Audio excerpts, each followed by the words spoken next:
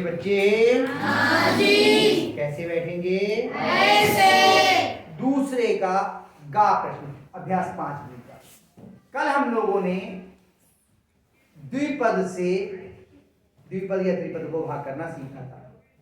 पहले हमने जो सीखा था जिसमें भाजक जो था वो एक पदीय व्यंजक था, लेकिन यहां पर आपका जो भाजक है, भाजक यही तो इससे तो भाग करना है, ये द्विपदीय व्यंजक है, 2y धन 1।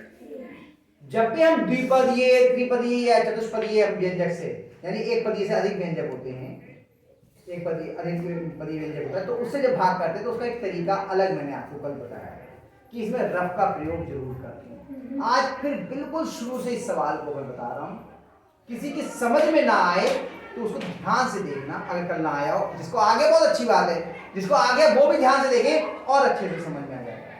बिल्कुल एक एक चीज बताऊंगा, रफ का प्रयोग इसमें अनिवार्य रूप से करना है, अन्यथा ये सवाल नहीं होगा। पहले हमने रफ का स्पेस बना दिया, ठीक है। अब सवाल को हमने बिल्कुल जैसे भाग का सवाल लिखते हैं वैसे ही लिखा, 2y धन 1 से भाग करना है, वो यहां लिख दिया। और जिसको भाग करना है, भाज्य जो है 8y के घात 2 धन 6y धन 1।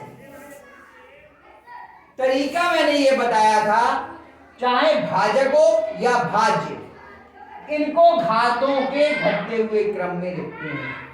y पे घात 2, y पे घात 1, y पे घात 0, y पे घात 1, y पे घात 0। ये तो था।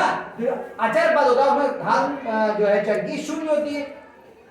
अब क्या करना था, जो पहला पद है कितना है भाजक का, भाज्य का 8y पे घात 2, यहां लिखा 8y पे घात 2, और इसको इससे हमने भाग करना है, कितने से, 2y से।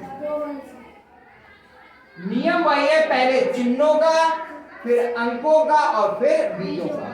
तो ये भी धनात्मक, ये भी धनात्मक, धनात्मक आएगा। पहली बार हम धनात्मक लिखने की आवश्यकता नहीं है।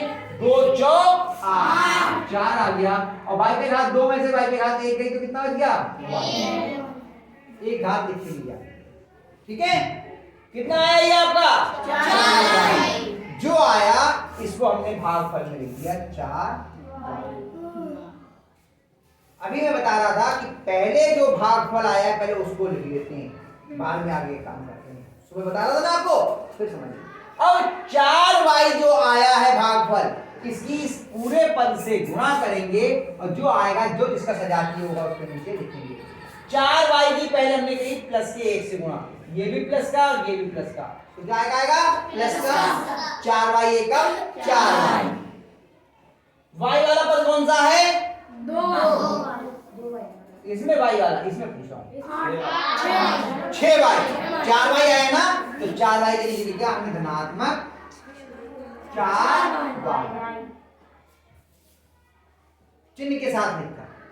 अब इसकी गुणा हमने इसी की 4y की 2y के, 4 दूनी 8 और y पे घात 2। हम लोग चर पद से पहचानते हैं कि सजाती होगा, y पे घात 2 आ रहा है और y पे घात 2 वाला पद ये है। 8 y पे घात 2 आया धनात्मक, 8 y पे घात 2, ये लिख लिया। इसके बाद हम क्या करेंगे, नीचे लाइन खींचेंगे, यहां से लेके आखिर तक पूरी लाइन खींचेंगे, ध्यान रखना। अब क्या करते हैं, इसमें से इसको घटाते हैं, तो इसको घटाना है तो इसके हम चिन्ह बदलते हैं। ये प्लस का है तो काय का हो गया, ये प्लस का है तो काय का हो गया।